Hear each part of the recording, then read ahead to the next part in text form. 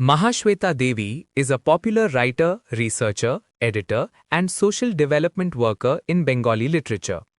She has mainly worked with the backward, class, and marginalized people of the society throughout his life.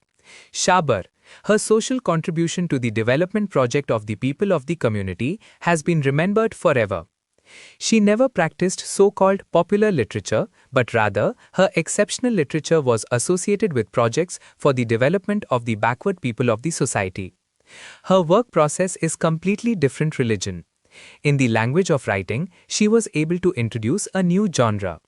She has done various tests and researches in this regard through her own edited magazine. She never wanted to be news, rather it can be said she did not want to be. So she was able to create a new genre in her literary presentation. She did not do any of her creations throughout his life, abandoning his morals. Wanted to connect the young generation with social development in a new way. Mrs. Uma Senapati, a distinguished researcher, writer, former teacher and social activist. She has been researching Mahashweta Devi for 40 years and is still going on. In the magazine edited by Mahashweta Devi, Uma Senapati regularly wrote. Not only that, she was also associated with the editing of this magazine. It will not be superfluous to mention Mahashweta Devi as a socially conscious thinker of modern times. Srimati Uma Senapati, having worked with Mahashweta Devi for a long time, has seen her very closely. Not only that, but also participated in various social development movements of Mahashweta Devi, etc. She has authored a complete biography of Mahashweta Devi, which has already become quite popular with the serious readership. Through this program, Srimati Uma Senapati, in her remembrance, has told many unknown things about Mahashweta Devi, which will be liked by the viewers and read. নমস্কার। এখন আমি আমাদের এই নবযুগ স্রষ্টা সাহিত্যিক মহাশ্বেতা দেবীর সাহিত্যকর্মের বিষয়ে বিস্তারিত আর কি কিছু বলবো। যেমন প্রথমে বলি, নবযুগ স্রষ্টা মানে একটু অন্যরকম। তা এই প্রশ্নটা উঠছে যে পপুলার ক্রিয়েটিভ লিটারেচার উনি যেন বিরোধিতা করেছেন, কিন্তু এটা তো সাহিত্যে নতুন যুগ আনার জন্যই করেছেন। এটা তো খারাপ কিছু না, বরং উনি ব্যতিক্রমী ছিলেন, অন্যরকম। এই জন্য অবশ্য তার আমরা বলবো খুবই দুঃসাহসী, সাহস ছিল বিরাট, এবং ধৈর্য, সহ্য এবং সৃষ্টি ক্ষমতা এসবও ছিল, প্রতিভা। তাই প্রথা ভেঙে তিনি ভিন্ন আবর্তে সাহিত্য রচনা করলেন, সাহিত্য সাধনা করলেন বলা যায়। দলিত, আর্ত, দরিদ্র, আদিবাসী মানুষদের জন্য সমাজ সেবাযোগ্য এবং একই সঙ্গে লেখালেখি করে গেছেন সমানভাবে। উনি কিন্তু তথাকথিত কথাশিল্পী সাহিত্যিক নন। তার লেখা আমি যতটুকু পড়ি কেবল বিস্মিত, অভিভূত হয়ে যাই। তার সহজ সরল প্রাণবন্ত গদ্য সাহিত্য আমাকে মুগ্ধ করে এবং অনবদ্য মনে হয়। সঙ্গে মানুষের আঞ্চলিক ভাষার ব্যবহার চমৎকার। মহাশ্বেতার সাহিত্য চর্চার কথা বলতে গেলে প্রথমেই বলতে হয় তিনি আগে মানবপ্রেমিকা ও সমাজসেবিকা, তারপর লেখিকা। সাহিত্য জীবন বিষয়ে তিনি সম্পূর্ণ ভিন্ন ধারণা পোষণ করেন। তাই তো সংকীর্ণ রাজনীতি, দলীয় রাজনীতি, আত্মকেন্দ্রিকতা এসব তার একেবারেই অপছন্দ। তার আশ্চর্য সৃষ্টি 1978 সালে অগ্নিগর্ভ নকশাল আন্দোলন বিষয়ক কিছু গল্প সমষ্টি, এবং এটি তার আদর্শ মানসিকতার শ্রেষ্ঠ সৃষ্টি। এই জন্যই তিনি একাডেমি পুরস্কার পেলেন 1979 সালে। এছাড়া তিনি আরও অনেক পেয়েছেন, পদ্মবিভূষণ, ম্যাগসেসা ইত্যাদি বহু পুরস্কার পেয়েছেন পরে পরে। তিনি এই বইয়ের ভূমিকা প্রসঙ্গেই বলছেন, এই অগ্নিগর্ভের বিষয়ে বলছি, এই জীবনটা তো অঙ্কের ছক বা রাজনীতির খেলার জন্য মানুষ জন্মায়নি। তার মতে সমস্ত রাজনৈতিক পরিকল্পনা, অনুষ্ঠান ও নীতির উদ্দেশ্য হওয়া উচিত মানুষের বাঁচবার ও ন্যায় বিচারের জন্য মানুষের দাবির পরিপূরণ। সেই জন্য তিনি সর্বদা বর্তমান গতানুগতিক সমাজ ব্যবস্থার পরিবর্তন চেয়েছেন। সংকীর্ণ দলীয় রাজনীতিতে তার কোনোদিনই বিশ্বাস নেই। তার সর্বদাই দুঃখ, দুশ্চিন্তা যে স্বাধীনতার এত বছর পরেও দেখা যাচ্ছে চুক্তিবদ্ধ শ্রমিক, বাস্তুহারা, ঋণ ও ক্ষুধায় কাতর মানুষের মিছিল এইসব অন্যায় অব্যবস্থা, অসাম্য, অত্যাচারের বিরুদ্ধে তাঁর ক্রোধ এবং এইসব অবহেলিত অসহায় মানুষই তাঁর লেখার প্রেরণা। তিনি আত্মকেন্দ্রিকতার সুখ স্বর্গে বাস করেননি, মানুষ ও সমস্যার থেকে তিনি মুখ ফিরিয়ে থাকেননি। বাবার মৃত্যুর পর পত্রিকা সম্পাদনা করে সম্পাদনার দক্ষতা, বিখ্যাত পত্রপত্রিকার সঙ্গে নানা সাহায্য ও লেখার মাধ্যমে দক্ষ সাংবাদিকতার প্রমাণও রেখেছেন। সম্পাদনা ও লেখা এবং নানা সংগঠন প্রতিষ্ঠা ও পরিচালনা করে গ্রাম ও গ্রামের মানুষের সঙ্গে ঘনিষ্ঠ হয়েছেন এবং অন্ধকার গ্রামকে এনেছেন প্রকাশ্য আলোতে। বাংলা, বিহার, উড়িষ্যার উপজাতিদের মধ্যে তার সেবাকর্ম উল্লেখযোগ্য। সবকিছুর সঙ্গেই তার বিস্তৃত উদার তীক্ষ্ণ দৃষ্টিভঙ্গি ও ভালোবাসা মিশে আছে। তার লেখা মনে পড়ে বই পড়ে লেখা নয়, তার লেখা মানে বই পড়ে লেখা নয়, মাটিতে নেমে কঠোর পরিশ্রম ও নিষ্ঠা করে গবেষণা করে লেখা। তার প্রথম বই ঝাঁসির রানী, 1956 খ্রিস্টাব্দে। ছোটবেলায় মা দিদিমার কাছে রূপকথা হিসেবে শোনা, পরে কঠোর পরিশ্রমে ও যত্নে গবেষণামূলক ঐতিহাসিক বীরাঙ্গনা রানী লক্ষ্মীবাঈয়ের জীবন কাহিনী লেখা। লেখার মধ্যে তার দুঃসাহসিকতা ও নির্ভীকতার প্রকাশ আছে। অগ্নিগর্ভ তিনি এই অতি সাহসের লেখা সামাজিক বিচারের জন্য জীবন আহুতি। এখানে বিশেষ বিপ্লবকে ছেড়ে চিরন্তন বিপ্লবের মধ্যে ইতিহাস ও শিল্প এসে মিশেছে। মহাশ্বেতা দেবীর গদ্য এক নূতন দিক বা নিজস্ব ধারা সৃষ্টি করেছেন বলা যায়। আসলে তার লেখনী সত্যভিত্তিক ও হৃদয়ের অনুভূতি উদ্দীপিত, সেই জন্যই তার গদ্য সহজ সরল এবং সকলের থেকে আলাদা। তিনি খুব সহজেই আঞ্চলিক ভাষার ব্যবহারও বাংলার মধ্যে করেছেন, অথচ কিন্তু সেটা খারাপ লাগেনি, খুবই দৃষ্টিনন্দন এবং শ্রবণ সুখকরই লেগেছে। তিনি এভাবেই লিখেছেন অরণ্যের অধিকার, বহু বই। তাছাড়া লেখিকা তার গল্প উপন্যাসের সকলের চেয়ে সাহসী। সমাজের পুরুষ প্রাধান্য, নারীর ওপর অত্যাচার নারী অনিবার্যভাবে মানতে বাধ্য হয়, এই সবকেই তিনি আক্রমণ করেছেন তীব্র ভাষায়। নানা জায়গায় নানা নাম, কিন্তু মূল সমস্যা সেই দাসপ্রথা, শোষণ, নারী অত্যাচার। কাজেই সঠিক বিচার ও নীতি কিছু নেই। এই শোষণ ও অত্যাচার এসবকে মহাশ্বেতা দেবী পারেন জ্বলন্ত চাবুকের মতো সরল গদ্যের মাধ্যমে তীব্র আক্রমণ করতে।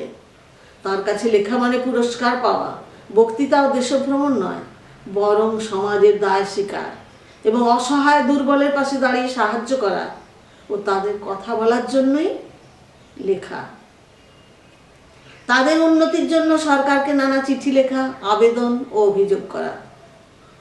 নারী শোষণের রাজনৈতিক তাৎপর্য আমরা তাঁর লেখাতেই দেখি আশ্চর্যভাবে। তিনি রাজনীতির মানুষ না হয়েও চারিপাশের রাজনৈতিক প্রেক্ষাপট থেকে চরম সত্যকে বোঝবার প্রকৃত ক্ষমতা ছিল তাঁর। ভাষা, ভাব, দৃষ্টিভঙ্গি সব বিষয়েই তিনি নারী পুরুষের পার্থক্য ছাড়িয়ে মনন ও গভীরতায় বহু পুরুষ লেখককেও ছাড়িয়ে গেছেন। সাধারণ মানুষের কথা লেখার উপযুক্ত ধারালো লেখা বা ভাষা ও মোহমুক্ত হয়ে দেখবার ও বোঝবার ক্ষমতা ছিল তার। মহাশ্বেতা শ্রেষ্ঠ নারী জগৎ বা নারীর বিচার বিশ্লেষণ অত্যন্ত শক্তিশালী, উচ্চমানের, এবং এর জন্য তার কঠোর সাধনা শুরু হয়েছে ঝাঁসির রানী লেখার সময় থেকেই। ভারতীয় মেয়েদের সমস্যা কিন্তু তার সফল গল্প রুদালি, সেই জন্যই এটি নাটক ও চলচ্চিত্রে এত সফল হয়েছে। পাঞ্জাবে ও বিহারে রুদালি প্রথা এখনো প্রচলন আছে। সাঁওতাল অন্তর্জ শ্রেণীর মানুষদের জীবন নিয়ে তার বহু গল্প আছে, যেখানে মানুষের যন্ত্রণা ও বেদনা তীব্র। বায়ন গল্প নারী সমাজের বঞ্চনার দলিল। মহাশ্বেতার গল্পে নারীরা শুধু মা, মেয়ে ও স্ত্রী নয়, তারা সংগ্রামী মানুষ। শুধুই শৌখিন লেখালেখি, কাল্পনিক গল্প লেখা তো তার লক্ষ্য নয়। তার আসল লক্ষ্য ও কর্মকাণ্ড হলো দরিদ্র, নিপীড়িত, দলিত মানুষকে ভালোবাসা ও তাদের প্রাণপণ সাহায্য করা। বিভিন্ন জেলার বিভিন্ন প্রান্তে আদিবাসীদের বিচিত্র সমস্যায় তিনি নিজেই পীড়িত ও ব্যথিত। সুতরাং শুধু লেখা নিয়ে বসে থাকতে পারেন না তিনি। ওই সব সমস্যা মুক্তির সাহায্যে প্রতিকারে তাই বিভিন্ন শুভার্থী, অফিস, পুলিশ দপ্তর, ম্যাজিস্ট্রেটের কাছে নানা অনুরোধ আবেদন পাঠান তিনি। কোথায় পানীয় জল নেই, বাঁধ ব্রিজ রাস্তা নেই, কোথায় সাধারণ মানুষকে অফিসে হেনস্থা করেছে বা পুলিশ জুলুম করেছে ইত্যাদি ব্যাপারে। অন্যদিকে সেই সব দলিত মানুষদের পাশে গিয়ে তাদের বকছেন ও প্রেরণা দিচ্ছেন সাহসী শক্তি সঞ্চয়ের জন্য, এবং তারা এভাবে জেগেও উঠছে। অসুস্থ শরীরে পরিশ্রম, ছোটাছুটি, মানুষকে সাহায্য, এত ভালো ভালো বই লেখার মধ্যেও তার তেজ, কর্মক্ষমতা অবাক করে সবাইকে। তথাকথিত অর্থযশ পিপাসু সাহিত্যিকদের জীবনধারা ত্যাগ করে গ্রামের মানুষদের জন্য সময় নষ্ট করায় তিনিই প্রথম। মানুষদের প্রতি ভালোবাসাই তাকে লিখিয়ে নিয়েছে মূল্যবান লেখাগুলি। তিনি নিজে শহরের লোক হলেও গ্রামের মানুষের কাছে বেশি সহজ, তাদের জন্যই তার সব কাজ ও লেখা। অসহায় গরিবের চোখের জলে ভেজা তার লেখা, মানুষের মনে দাগ কেটে যাওয়া সব লেখা। তাই তো মুন্ডা সমাজ কল্যাণ সমিতির সভাপতি পরমানন্দ সিং হন তার ঘনিষ্ঠ আত্মীয়। ওই সব অসহায় মানুষদের কাছে তিনি যেন আলোকবর্তিকা, মমতাময়ী মা। গ্রামের মানুষ তার কলকাতার বাড়িতে আত্মীয়ের মতো আসছেন, যাচ্ছেন, তাদের তার স্নেহ যত্নে খাচ্ছেন, থাকছেন, দেখলে অবাক লাগে। জামা কাপড়, চাদর ইত্যাদি তার নিজের বলতে কমই থাকে, যার যখন যা প্রয়োজন দিয়ে দিচ্ছেন অন্যদের সহজেই। পশ্চিমবঙ্গ, বিহার, মধ্যপ্রদেশ, ছত্তিশগড় রাজ্যের আদিবাসী ও উপজাতিদের উন্নয়ন ও তাদের মূল স্রোতে ফিরিয়ে আনার বহু চেষ্টা করেছেন এবং নানা সংস্থা এবং সভা সমিতি তাদের ইত্যাদিও করে দিয়েছেন। এই জন্য আমরা সবর মেলার কথাও জেনেছি, যেটা বিখ্যাত। সমস্ত কাপড় চোপড় সংগ্রহ করে আমিও পাঠিয়েছি, কেনা বা কিছু পুরনো সংগ্রহ করে সেগুলো পাঠানো হতো। আর সবচেয়ে আশ্চর্য হচ্ছে, ওকে অনেকেই দেখেছে যারা মানে কুটির শিল্প মেলাতে তো সবাই যান, আমিও নিজে গিয়ে দেখেছি একবার, যে উনি সেই ঝুড়ি, তারপরে হাড়ির চিরুনি, তারপরে কুলো, নানা রকম, তারপরে এগুলো নানা রকম বেত বা বাঁশের দিয়েও কলমদানি ইত্যাদি সব কিছু নিজের হাতে দিচ্ছেন, বিক্রি করছেন। আমি তখন ওখান থেকে কিছু কিনলাম, বোধহয় একটা কলমদানি কিনেছিলাম আর কি যেন। তিনি লোধা সমাজের উন্নতির জন্য বহু চেষ্টা করেছেন, তাদের ওপর অত্যাচারের তীব্র প্রতিবাদও করেছেন। চুনি কোটাল ছিল তার মেয়ের মতোই, অনেক সংগ্রাম করে মেয়েটা মাথা তুলে উঠে দাঁড়িয়েছিল, তার অনেক উৎসাহ সাহায্য ছিল, কিন্তু সভ্য সমাজের হাতে তাকে নিষ্ঠুরতার শিকার হতে হলো। তার প্রতি শেষ পর্যন্ত অন্যায়, অবিচার, অত্যাচারের কোনো বিচার না হয় তিনি খুবই কষ্ট পান। মিছিল, মিটিং, সেমিনার, বক্তৃতা ইত্যাদিতেও চেতনা জাগেনি কারুর। শেষে চুনিকে নিয়ে তিনি অতি দুঃখে 1992-তে শিকার পর্ব উপন্যাসটি লিখলেন। কেননা তিনি অনেক আদিবাসী সংগঠন, বললাম না, ব্যবস্থা, সভা সমিতি, প্রতিষ্ঠান সব করেছেন এবং সব কিছুতেই সফল হয়েছেন, বা প্রতিবাদও করেছেন, তাতেও সফল হয়েছেন, বা সুব্যবস্থা গড়ে উঠেছে। সেটা সরকারি বা ব্যারিস্ট্রেট যার মাধ্যমেই হোক, তারা সহায় হয়েছেন, সদয় হয়েছেন শেষকালে। কিন্তু এই প্রথম উনি আর কি পরাজিত হলেন এই চুনি কোটালের ঘটনাটাতে, যে মেয়েটা চলে গেল, যে ছেলে। আমার চুনি কোটালের কথা মনে হলে আম্বেদকরের কথা মনে হয়। উনিও হয়তো আম্বেদকরের মতোই বড় কিছু হতেন। আমার তার কথা বললে সত্যি কান্না আসে, যে হয়তো উচ্চবিত্ত সমাজ, উচ্চ জাতির যে সমাজ, যাদের আর কি মানে অহংকার, যাদের মানে সেইটা নিয়েই অহংকার, সব কিছু সমাজে প্রতিপত্তি, দাপট, সেই তাদেরই হয়তো উনি আরো বড় হয়ে এই আম্বেদকরের মতো হয়ে হয়তো তাদের চোখ খুলে দেওয়ার চেষ্টা করতেন তাদের, সেই জন্যই হয়তো তাকে সরিয়ে দেওয়া হলো। আমি তো শেষকালে তাই মনে করেছি। মহাশ্বেতা দিয়েও এটা ভেবেছিলেন, যার জন্য তার জন্য এত যুদ্ধ করেছেন, কিন্তু উনি বিফল হয়েছেন। এই প্রথম ওনার বিফলতা, এবং এই শেষ জীবনে ওনার এই যে দুঃখ কষ্ট, এটার সীমা পরিসীমা আমরা খুঁজে পাই না। তিনি লেখার সময় কলেজের চাকরি, জীবনের অনেক সুখ আরাম প্রলোভন সব ত্যাগ করেছেন। আদিবাসী উন্নয়নে কাজের সুবিধার জন্য আমেরিকার ফোর্ড ফাউন্ডেশনের অগাধ সাহায্যের অনুরোধও তিনি সহজে প্রত্যাখ্যান করেছেন, কারণ তার দৃঢ় বিশ্বাস যে ভারত দরিদ্র দেশ হলেও কিছু মানুষ এগিয়ে এলেই সব উন্নয়ন ঘটবে, সরকারি বেসরকারি বহু সাহায্য এসে যাবে। তিনি প্রকৃত জীবন শিল্পী। তার মতে শিল্প সাহিত্য সমাজকে নিয়ে, সমাজের জন্যই। তাই ঝাঁসি রানী লিখতে থাকে, ঝাঁসিতে গিয়ে বহু গবেষণা করতে দেখা গেছে। আদিবাসী লোধা সহ সকলের কাছে গিয়ে সকলের সঙ্গে মিশে তাদের সাহায্য করতে করতে তাদের জীবন যন্ত্রণার প্রকাশ করেছেন সাহিত্যে।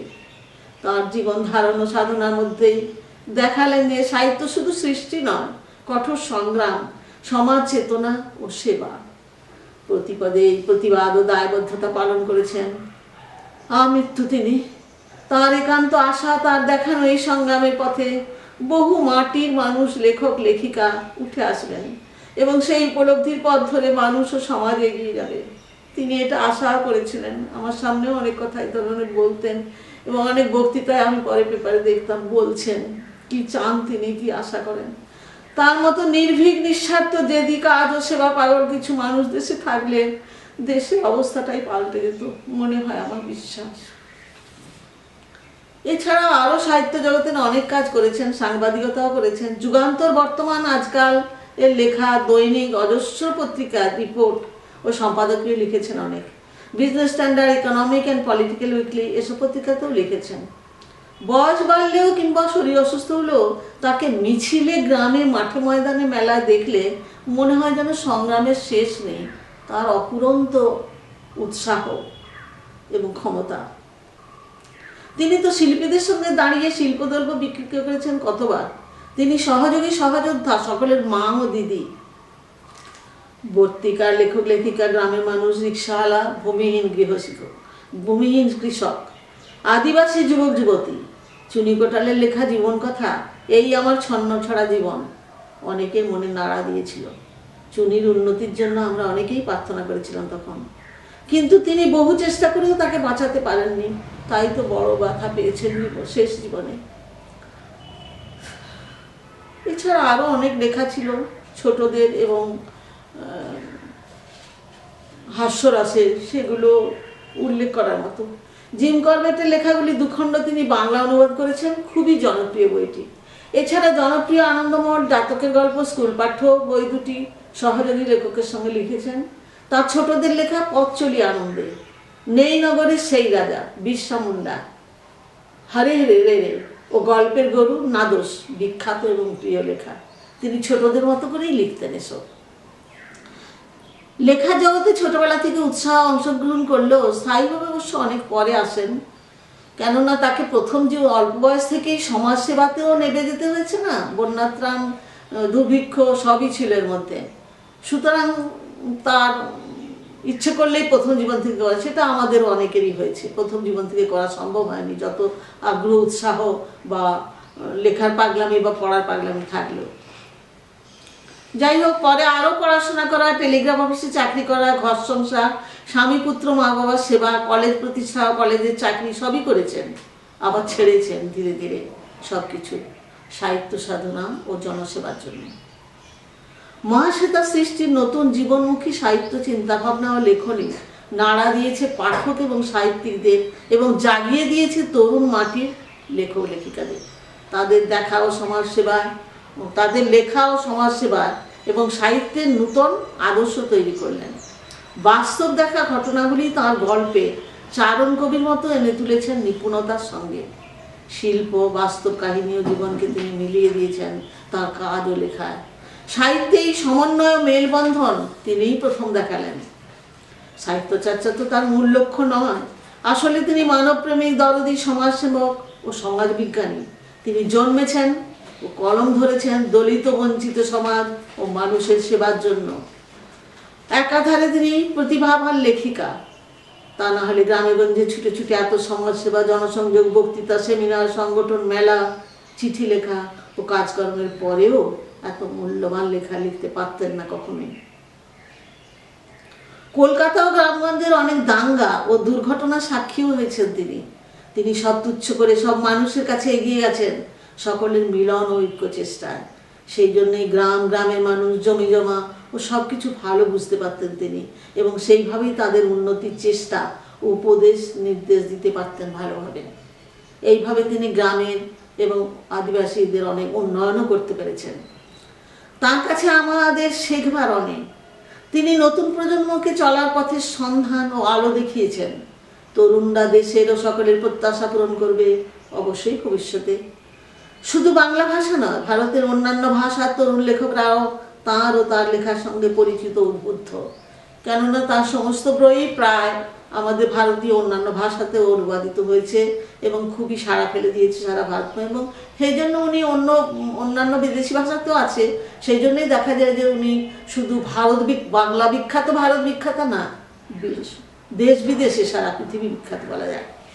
তার কাছে আমাদের শেখবার এইভাবে অনেক কিছু আছে। আচ্ছা, ম্যাক্সিম গোর্কির যে মাদার, যেটা এর মতো 1084 মা এবং অপারেশন বসাই টুডুর মতো লেখা যুবকদের উদ্বুদ্ধ করেছে ও করবে। অত্যাচারিত বিরসা মুন্ডার জীবন আদর্শকে তুলে ধরেছেন তিনি চিরকালের বিপ্লবীর কাছে। সুতরাং এরা চিরকালই সেই বিপ্লবের, এটা সারা পৃথিবীতে আমাদের দেশে দেখিয়ে যাবেন। অপারেশন বসাই টুডু ক্ষেত মজুর আন্দোলনের সমস্যা সংগ্রামের পরিণতি ছবি। মহাশ্বেতা দেবী ইতিহাসবিদ। তাঁর ঝাঁসি রানী জীবনী আলেখ্য এবং ঐতিহাসিক মুন্ডা বিপ্লব ও বিরসার জীবন কাহিনী তার প্রমাণ। মুন্ডাদের কাছে বিরসা ছিল ভগবান, ব্রিটিশ শাসকের কাছে সে ছিল অদম্য বিদ্রোহী, ভারতবাসীর কাছে স্বাধীনতাকামী বড় নেতা। কিন্তু বিরসার মূল বক্তব্য ছিল, কেন তারা শোষিত হবে দেশের ভদ্রলোক বা দিকু মহাজনদের দ্বারাই? তারা তো আমাদেরই দেশের লোক। কেন দিকুরা ভাত খাবে আর তারা খাটো খাবে? খাটো মানে এরকম নানা রকম কিছু খাটা একটা জিনিস, খুবই অখাদ্যের মতো। এটি তো এখনো চিরন্তন প্রশ্ন, লজ্জা। মহাশ্বেতা সেই বিদ্রোহ বিপ্লব শোষণের ছবি এঁকে সমাজ মনকে নাড়িয়ে দিয়ে গেছেন। আদিবাসী ভাষায় দিকু যারা তাদের কষ্টের ফসল লুট করে, তাদের অভাব ও সরলতার সুযোগে তাদের সুদের শিকলে বেঁধে ভূমিদাস ও কৃতদাস করে দেয়। সুতরাং তাদের মূল লড়াই খাদ্য বাসস্থানের চির অভাবের জন্য। আদিবাসীদের সঙ্গে লেখিকার বহুকালের বাস্তব সম্পর্ক ও অভিজ্ঞতার জন্য তাদের সুখ দুঃখ, সমস্যা পীড়ন, শোষণের বর্ণনা এত আন্তরিক ও জীবন্ত হয়ে উঠেছে তাঁর লেখায়। পেট ভরা খাবার, গা মাথায় মাখবার তেল ও পরবার কাপড়, এটাই মুন্ডা জীবনের একান্ত কামনা। অরণ্য তাদের জীবনের মূল শক্তি, ক্ষেত্র অবলম্বন তাও কেড়ে নেয় সভ্য সমাজ। তাই তো বিপ্লব বিদ্রোহ। বিরসা তো ভগবান হবেনি, কেননা সেই তো চরম বিদ্রোহ দুর্বার গতিতে নির্ভয়ে অত্যাচারের প্রতিবাদ করে মৃত্যুর মুখে এগিয়ে গেছে। এই অভাবী সম্প্রদায়ের দুঃখ বেদনার সঙ্গে একাত্ম হয়েছেন লেখিকা। তাই এত জীবন্ত লেখা পেয়েছি আমরা। তার মতো যুগস্রষ্টা লেখিকাকেও আমাদের মধ্যে পেয়েছি। ইচ্ছা পূরণ এবং স্থূল রস ও আনন্দের কল্পকাহিনী চেয়ে মহাশ্বেতা দেবী বাস্তবের কঠোর সত্যকে পাঠকের কাছে ধরে সমাজের প্রতি দায়বদ্ধতা পালনে বেশি আগ্রহী। আদিবাসীদের মালিক যেন মহাজন, তাই তারা তাদের ভয় করে মারে। তাছাড়া জাতি বিচার অস্পৃশ্যতা তো আছেই। আইন থাকলেও তারা সব কিছুর বাইরে।